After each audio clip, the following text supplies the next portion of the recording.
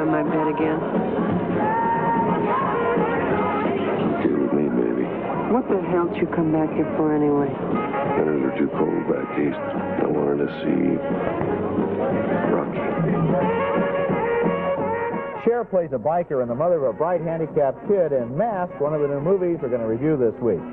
And I'm Roger Ebert, film critic of the Chicago Sun-Times. And I'm Gene Siskel, film critic of the Chicago Tribune. In addition to Mask, we'll also be reviewing Melissa Gilbert in Sylvester, the story of a very bright and courageous young woman and her horse. And we'll also take a look at the career of comic filmmaker Albert Brooks in our special X-ray segment at the end of the show.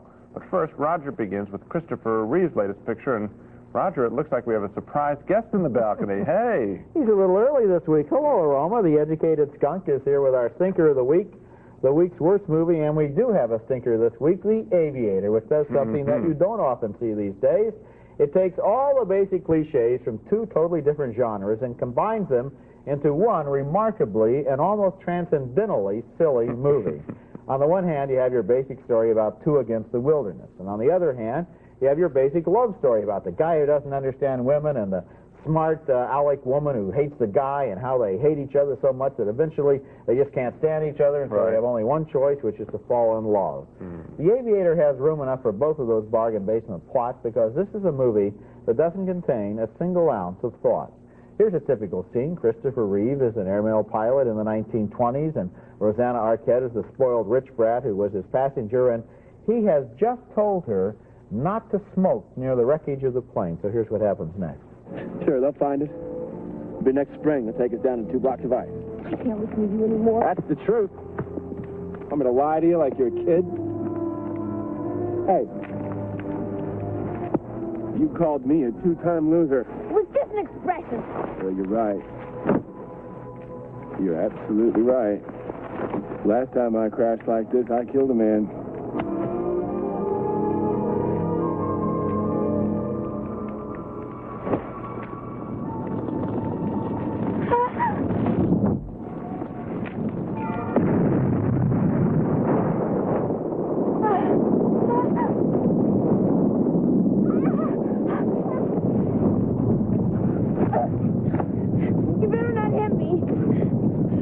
Why would I do that? What good would that do? Terrific. So then they have a few more little misfortunes. For example, Christopher Reeve almost has his arm chewed off by a wolf, and then she breaks her leg, so he has to try to carry and drag her to civilization, which you might think would be sort of hard for a guy with wolf bites all over his arm, but he hardly notices those superficial flesh wounds, and meanwhile, they confess their innermost secrets and wind up liking each other. And I think those are the basic highlights of the movie, except, of course, for the scene where they fight over the jelly donut. Now, that was very exciting. Yeah, really. You know, he wants the bigger piece of the jelly donut, and she has the bigger piece, and they fight. They have a fight over a jelly donut. This movie is transcendently bad. You got it. There isn't a single scene in this film that's good. Not one scene. It is uniformly awful and boring. They are not. This film was shot a year and a half ago in Yugoslavia, and they're only now releasing it in parts of the country. It will not be released, I'm told, get this, in Los Angeles and New York, the capitals of the film world. In other words, world. they want to make sure it doesn't qualify for the Academy Award. They want to make sure that nobody connected with the movie industry sees this picture, because it could hurt these careers of two very good actors, Christopher Reeve and Rosanna Arquette. This is garbage. This is an example of what happens when talented people get in the wrong project, because we have respect not only for them, but there are other people in this movie. Tyne Daly, Scott Wilson, who in other places and other roles have done okay, and in this, it's disaster. They all took a paycheck, let's be fair. They took a paycheck. I'm glad they got something out of it. Yeah, well, we didn't. Coming up next at the movie is a film that argues that ugliness is only skin deep. Perhaps I should speak to the boy's father. Perhaps you should speak to the Pope, too. He'd be a lot easier to find. This film is Peter Bogdanovich's Mask, a superb new film that is certain to be one of the year's most talked about pictures. Mask is probably going to be known as sort of an adolescent elephant man telling the true story of a badly deformed California teenage boy who has a grotesque lion-like face, but who otherwise is a model youngster, brilliant in school, collects baseball cards, and is very devoted to his mother. And his mother is a remarkable character in her own right. She's played by Cher in another surprisingly effective performance by the former pop singer. The boy's mother is a tough-talking motorcycle club mama, and she is absolutely devoted to her child. She knows there is no reason, for example, why her son Rocky can't attend a public junior high school just like any other kid. Yes. Never mind. Hi, I'm here to register my son for the 9th grade. Well, Mrs. No, Mrs. I'm Rusty Dennis. This is my son, Rocky. Please sit down. Oh, we're running a little bit late, so could you move it along? This is a public junior high school, Miss Dennis. There are special schools with wonderful facilities that might be more appropriate for his needs. Do you teach algebra and biology and English here?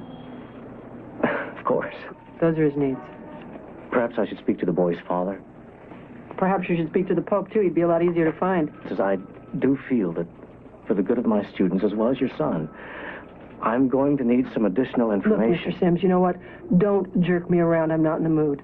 I've had a real crappy day so far. First, I find out that we're in the wrong school district. I got to come down here and play pussyfoot with you. This is a copy of our lease. This is a copy of Rocky's birth certificate, and this is his last report card from Stevens Junior High School, where he was in the top 5% of his class. And I got some additional information for you. My lawyer's name is B.D. Higgins. Well, right about now, you're probably asking yourself, okay, what does the kid look like? We couldn't see from that scene. You want to see him, right? Well, I would like you to see him. Unfortunately, in a rather crass marketing move, Universal Pictures is not releasing any pictures or scenes from the movie Mask that show the boy.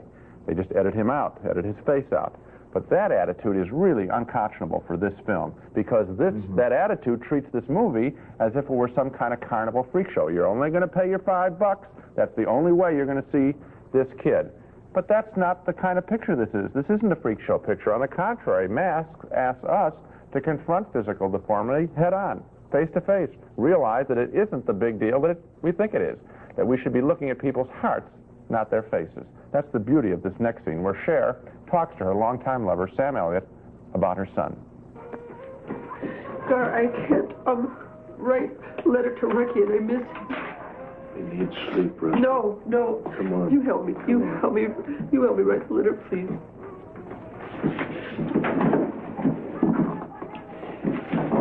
Dear Rocky, I miss you. And you're away at camp. You're not in your room. And I miss you. And I'm sorry that I was bad. And Screech is here, and Gar is here, and I love you. Love Mom. Love Mom with the little kiss. This is one of the most beautiful love stories we've had in the movies in quite a long time, the love story between the mother and the son. Mask pulls out all the stops in the story. You could see it in that scene, giving Cher not only a lot of emotion, but also a drug problem to beat. It also gives the boy Rocky a love affair at his summer camp with a blind girl. Now, I presume all of this is true. It's based on a true story, we're told. It has to be true because no writer, I think, would have dared to make all of this up. But more important, Mask is a beautiful film that should trigger all sorts of wonderful, tender thoughts as we watch the story of two unforgettable characters, the mother, as played by Cher, and Rocky, played so effectively in a Mask by Eric Stoltz. I was genuinely touched by Mask. I was too, Gene. And you know, this is a wonderful example of a couple of comebacks, because both Peter Bogdanovich and Cher have been trashed over the last 4 or 5 years for various misfortunes they've had in their professional careers. Here's a comeback for both of them, a great picture with a great performance. And Cher, after comeback to the Five and Dime, Jimmy Dean, and after Silkwood, and now this picture, where did she come from? I know. She was a has-been singer, and now suddenly she's one of our best dramatic actresses. And picking interesting projects. And interesting projects, and her relationship with the kid, and the kid's performance. Eric Stoltz is so good in this film. I looked at the way that he looked for about 10 seconds. I thought, gee, that's too bad. And then after that, I was captivated by the person inside, by the performance and all inside, you're seeing is mouth. All you're seeing is mouth, and he's wearing dentures and eyeballs. Let me say, we get jaded real easy in this job. We see everything, and heart-wrenching pictures that are supposed to be. My guard goes up. Usually, this broke through. Usually, when I see a picture that's supposed to break my heart, my first impulse is to start laughing at it, because I know it's going to be cornball. Yeah, this was not. It was touching. And I'll tell you this. Here's a good test of a picture like this. You say, well, you like it because who's going to pick on a film about a crippled kid? Well, I say this. You take that crippled kid out of this picture, put a normal face on him, and you still have a very good picture, because the relationship between mother and son is interesting, and the mother's network of all her motorcycle gang friends, that's interesting too. So it's not doing it just with that face. It's doing it with a terrific screenplay. Not at all, and I think you're right to say that they should have shown the face on the screen, because you might think at home, gee, he's going to look so horrible that I won't be able to enjoy the picture. Actually, the soul of this kid and the physical appearance of him, in his own way, he's very beautiful. Next at the movies, a brave girl and a brave horse.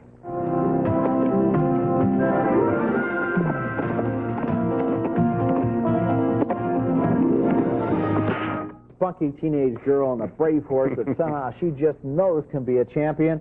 If just only both of them are given a chance. I think we've already seen that movie about 16 times. You read that just like Robbie Benson would say. Thank you very much. Hey, Dad, I know that horse can win. We've seen this movie all the way back to National Velvet. Right. I know it can win. But there's always a chance we're going to be surprised. And one of the surprises about a new movie named Sylvester is the way it takes that tired old story and makes it effective and interesting. The movie stars Melissa Gilbert from TV's Little House on the Prairie as the tough teenage girl from Texas. And then there's old-timer Richard Farnsworth as the grizzled cowboy who can teach her everything he knows about horses if only he wants to. And then there's also a horse, which she named Sylvester Stallone for obvious reasons. She thinks this horse can get up off the mat, to mix a metaphor. Here's a scene where she takes the horse for its first steeplechase run.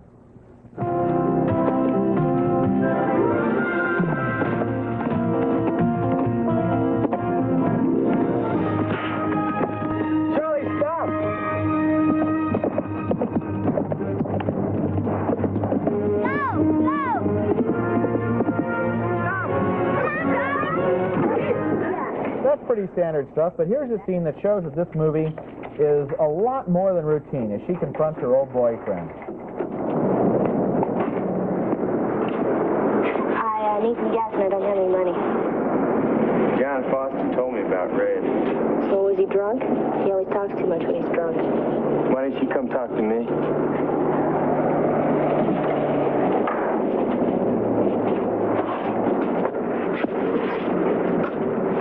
I just didn't feel like it, okay, Matt? Don't make a big thing out of this, I mean it. I'll buy you dinner if you'd smile. I'm busy. That's Michael Sheffling as the boyfriend. Sylvester develops in some fairly predictable ways. I think that somehow we know that that girl and her horse are going to make it into the steeplechase finals in Kentucky, and that somehow they haven't come all that way merely to finish last. But meanwhile, there's some really good performances in this movie, especially by Melissa Gilbert, whose character is a lot more complicated and grown up than we expect, and by Richard Farnsworth, who is sort of a bum, but also sort of her father figure. This is a good movie. It reminds me of some of the other real good teenage Southwest movies like Tex and The Last Picture Show. Yeah, I was caught totally by surprise. As soon as I see where the story's going with the horses, I think, well, okay, win the race, whatever, and end of movie. Big deal. But you're quite right. Melissa Gilbert is the reason why this one works. And I was caught totally by surprise, not only by her, but by the role. I think that she's excellent in the role, real surprisingly tough for just a cute little girl. But the role is surprisingly tough. I think a lot of actresses, Jodie Foster, somebody like that, could have done this exceedingly well. And what it really told me is, my God, young women aren't given a chance to play full characters in it. This woman is tough. That's right. She's weak. She's all over the map. That's right. Here she is. She's 16 years old. Probably. She's raising her two little brothers because they don't have any parents anymore. She goes to this guy, Richard Farnsworth, who is totally messing up his life, and says, look, I know you can help me. Here's what I want you to do, and you're going to do it. And he does it. And she gets what she wants in a very positive way. It's a real good movie in that We have sense. had strong roles for women with these 3 Save the Farm movies. I will stack this role up with any of those. Oh, I put it ahead of a couple of them. This is a very good role, and again, a very good performance by Melissa Gilbert. Coming up next at the movies, a look at a very funny filmmaker named Brooks, but his first name is not Mel. Gee, isn't that something? Wouldn't you think there'd be leather in there? I tell you what, if you buy the car, put some shoes in it, okay? Well, I've come here to live. I'm trying to change my life. You couldn't change your life on $100,000? What have you got for me? Any jobs? Our X-ray subject this week, comedian and comic filmmaker Albert Brooks. Very quietly, and not with much commercial success, 37-year-old Albert Brooks has built a cult reputation as one of the funniest men in America, but his humor is so anchored in reality that he remains an acquired taste. One, frankly, I wish more people would acquire, even though he does regularly appear on The Tonight Show with Johnny Carson. Brooks got his start in the 1970s as a stand-up comic and achieved considerable popularity through his short films he made during the early days of Saturday Night Live, including his most famous film, a parody about a school for comedians. Now let's talk more about the comedy talent test. When you send in for this free test, fill it out and mail it back to us, We'll have one of our professors grade you personally. Now, he won't lie to you and say you're funny if you're not. It's too costly a waste of time to have our professors grade students they know are no good. But here's the exciting part. If you qualify, everything can be done in your spare time at home. Albert Brooks was one of the first of his generation to make fun of the business of being funny. Steve Martin and Andy Kaufman would follow his example. In making his leap to the movies, though, Brooks picked as his first target the documentary film. In his comedy called Real Life, he tries to capture the essence of an American family, and he's really annoying while doing it. Listen, I would just like to go be alone for a little while. I think that I need to be alone now. Okay, could we come with you? No, I really want to be alone. Well, just by myself. All right, we're going to have to deal with this thing later because this really wasn't in the rules. It's all right, go ahead. Would you take the little car, though? We're going to drive to work with Warren. We'd like to use the station wagon. This is hard to fit both cameras in there. Could one person come with you? Classic moment. The fake documentary, This Is Spinal Tap, received all sorts of acclaim last year, but Brooks's fake documentary, the one we just saw seen from Real Life, was just as funny and 4 years earlier. Brooks's second film was Modern Romance, with Albert playing an insanely jealous guy who refuses to give up seeing a girl he only likes sexually. The more she rejects him, the more he pursues her. I couldn't help calling. I called because I love you. I mean, it's not so difficult to make a call. You press a few numbers, it's done. How could you call that number? I'd want you to call the number. I'd want you to feel that way. It's an invasion of my privacy. What should be private? Look, we weren't even together then. Now, that was August. You left me, remember? What was I supposed to do, not make friends? Well, I didn't make any friends. I didn't make one long-distance call. You want to see my bill during those months? $8, $8.50.